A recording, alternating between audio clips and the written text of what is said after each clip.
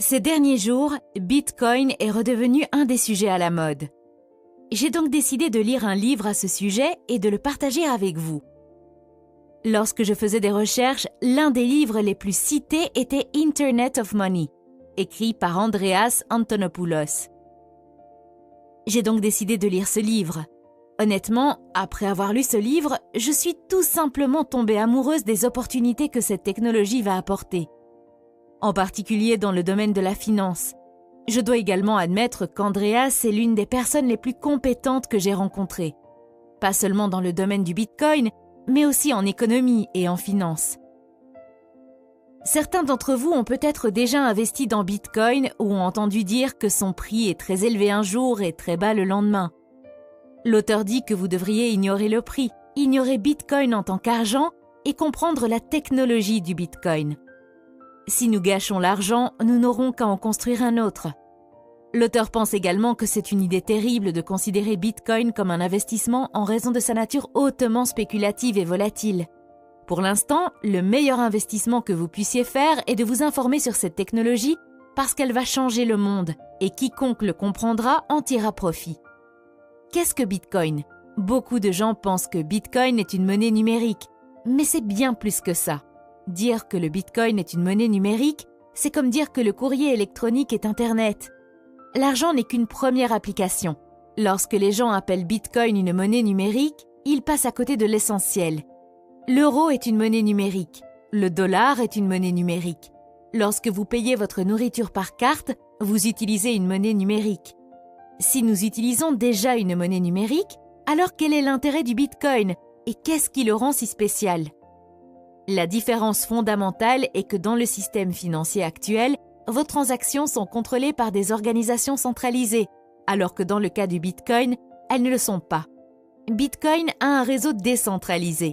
Il n'appartient à personne et n'est contrôlé par personne. Dans Bitcoin, c'est du pair à pair. Mais dans le système actuel, c'est du pair à institution financière à pair.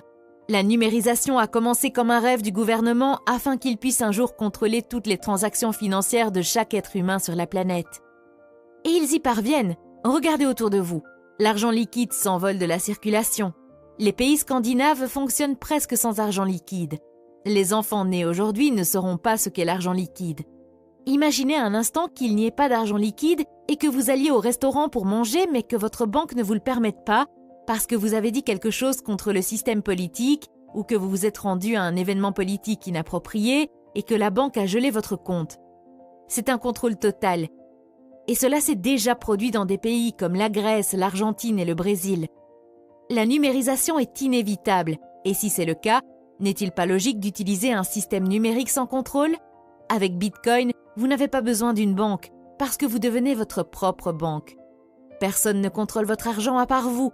Pas de frais élevés et vous pouvez transférer de l'argent en quelques minutes à travers le monde. Le seul problème est que nous n'en sommes qu'au tout début et que l'infrastructure n'est pas encore prête pour un usage de masse. Si vous voulez comprendre à quel stade nous en sommes avec Bitcoin, alors imaginez-vous comme une personne qui essaie de comprendre l'Internet dans les années 1990. Nous sommes exactement à ce stade avec le Bitcoin. Aujourd'hui, seul 1 milliard de personnes sur la planète ont accès aux services bancaires. Les 6,5 milliards restants n'ont pas de compte bancaire ou de lien avec une banque. Bitcoin vise à connecter ces 6,5 milliards au monde de la finance. Pouvez-vous imaginer ce qui se passe lorsque vous connectez 6,5 milliards de personnes à une économie mondiale sans aucune barrière ? C'est vraiment révolutionnaire. Aujourd'hui, de nombreuses personnes travaillent dans différents pays et envoient de l'argent chez elles pour subvenir aux besoins de leur famille. Les sociétés de transfert de fonds telles que Western Union facturent des frais élevés. Imaginez ce qui se passe lorsqu'un des immigrants découvre qu'il peut faire la même chose avec Bitcoin, non pas pour une commission de 30%, ni de 10%, ni de 5%, mais pour 5 centimes. Pas un pourcentage, un tarif fixe. Si vous envisagez de créer une entreprise dans un environnement international, l'un des principaux obstacles à la création d'une entreprise internationale est de recevoir des paiements. Internet nous a permis de créer des produits numériques et de les vendre dans le monde entier. Mais comment sommes-nous payés ? Bitcoin résout cette question. Il nous permet de recevoir des paiements de n'importe où dans le monde. Aujourd'hui, nous avons des sociétés telles que Stripe qui perçoivent des frais pour pouvoir recevoir des paiements Mais avec Bitcoin, vous n'avez pas besoin d'une telle société. Tous les 30 ou 40 ans au moins, les choses qui se sont installées doivent être perturbées. Parce qu'en s'installant, le pouvoir s'accumule, il devient centralisé. Et avec un pouvoir centralisé, la corruption se produit. Aujourd'hui, la géopolitique affecte sérieusement la finance car la combinaison de l'État et de l'argent produit des résultats toxiques et crée des prisons financières. En fin de compte, ce sont les simples citoyens qui souffrent dans ces prisons. L'architecture de Bitcoin nous donne une nouvelle façon d'organiser le monde, exactement de la même manière qu'Internet a aplati l'accès à la communication. De nos jours, vous pouvez voir beaucoup de nouvelles disant que Bitcoin est utilisé par des terroristes, des trafiquants de drogue, des pédophiles et des criminels. Si vous regardez l'histoire, vous verrez qu'au début des années 90, on disait la même chose d'Internet. La plupart des premières inventions et technologies sont d'abord utilisées par des criminels. Et la raison en est que les criminels opèrent dans un environnement très risqué et qu'ils sont prêts à essayer toutes les technologies possibles pour survivre. Pour eux, le risque d'essayer une nouvelle technologie n'est rien comparé à leurs activités criminelles. Et les industries qui n'aiment pas les nouvelles inventions utilisent ce fait pour effrayer les gens et les empêcher de les utiliser. Pensez-vous que tout le monde était heureux lorsque l'électricité a été inventée? Ils ont dit que c'était dangereux, que ça allait brûler votre maison. Ils ont dit que seules des personnes étranges l'utiliseraient. Quand la voiture a été inventée, ils ont dit que c'était une machine dégoûtante, sale et bruyante. Ils ont dit qu'elle était inférieure aux chevaux et qu'elle ne pourrait pas aller n'importe où, contrairement aux chevaux. Ils ont parlé de la façon dont les voitures tombaient en panne, de la façon dont elles tuaient leurs occupants. Maintenant, Bitcoin menace la plus grande industrie du monde, et c'est la finance. Bien sûr, ils vont s'y opposer. Ils vont utiliser les tactiques les plus courantes et les plus efficaces, comme la peur et les médias. Quand vous lancez une technologie révolutionnaire au milieu des organisations les plus puissantes de la planète, elles n'aiment pas ça. Ils vous diront que nous craignons que les criminels utilisent Bitcoin, mais la vérité est qu'ils sont bien plus terrifiés que nous de l'utiliser. Ils disent que Bitcoin n'est pas sûr. En matière de sécurité informatique, il existe un terme amusant appelé pot de miel, honeypot en anglais. Un pot de miel est un système conçu pour attirer les pirates informatiques. La plupart des sociétés informatiques, comme Google et Apple, utilisent cette tactique. Par exemple, lorsqu'elles construisent une nouvelle application, elles annoncent une grosse récompense pour quiconque peut la pirater. Quel plus grand pot de miel pourriez-vous avoir qu'un réseau financier qui a 6 milliards de dollars sur lui? Si vous piratez Bitcoin, vous recevrez une récompense de 6 milliards de dollars pour avoir trouvé un moyen de le pirater.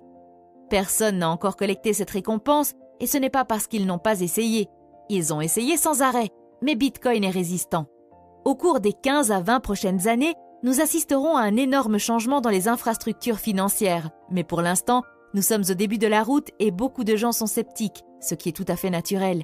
D'abord, les humains ont commencé à faire du troc entre eux. Puis, ils ont utilisé des métaux précieux à la monnaie de papier, du papier aux cartes plastiques. Cette transition a été douloureuse à chaque fois. Pensez-vous que les gens ont peur de Bitcoin? Imaginez à quel point ils ont paniqué quand on leur a annoncé que maintenant, au lieu de faire du commerce d'or, ils feraient du commerce de morceaux de papier. Bitcoin est un changement encore plus radical que cela. Dans notre système financier actuel, la relation entre la banque et son client est très similaire à la relation maître-esclave. Et voici la question la plus inconfortable que vous devez vous poser. Qui est l'esclave? Parce que dans un système de dette, l'une des deux parties est toujours l'esclave. Le maître ne vous sert pas vraiment, ils se servent eux-mêmes parce qu'ils sont maîtres. C'est l'architecture de l'argent dans laquelle nous vivons. C'est l'architecture de l'argent que nous utilisons dans notre civilisation. Une architecture de l'argent dans laquelle vous n'avez aucun contrôle. Une architecture de l'argent dans laquelle chaque interaction est médiée par une tierce partie qui a un contrôle absolu sur cet argent. Aujourd'hui, si vous allez à un distributeur automatique et que vous y introduisez votre carte, la banque peut vous donner votre argent, mais un autre jour, elle peut décider de ne pas vous le donner. Comme l'ont découvert les habitants de Chypre, de Grèce, de Venezuela, d'Argentine, de Bolivie et du Brésil. Un jour, vous allez à la banque et la banque ne veut pas vous donner l'argent, parce qu'elle n'est pas obligée de le faire. C'est l'essence même d'une relation maître-esclave. Bitcoin est fondamentalement différent parce que dans Bitcoin, vous ne devez rien à personne et personne ne vous doit rien. Ce n'est pas un système basé sur la dette, c'est un système basé sur la propriété absolue. En ce moment, vous pourriez penser que je déteste les banquiers et les personnes qui travaillent dans les banques. Ce n'est pas vrai. J'ai travaillé avec beaucoup de banquiers. Ce sont des gens bien. Ils essaient de nourrir leur famille, de payer leur hypothèque, de garder un emploi stable. Cela n'a rien à voir avec le fait que les gens soient mauvais. Cela a à voir avec le fait que ces institutions, par leur forme, par leur architecture, produisent des résultats qui ne sont pas bons. Elles produisent des résultats qui ne sont pas égalitaires. Elles produisent des résultats qui sont restrictifs. Elles commencent à exprimer le nativisme, le nationalisme, le tribalisme, la structure des classes, et toutes ces choses font du monde un endroit plus petit. Si vous regardez ce qu'est réellement l'argent, vous verrez que l'argent n'est qu'une forme de communication. C'est juste une langue. L'argent lui-même n'a aucune valeur. La vraie valeur est votre temps et votre travail. L'argent n'est qu'un langage que vous utilisez pour traduire vos vraies valeurs dans un langage commun. Si l'argent est un langage, ne serait-il pas préférable d'utiliser un langage qui n'est contrôlé par personne ? Ne serait-il pas préférable d'utiliser une langue qui n'est pas limitée par les frontières, la religion, la race et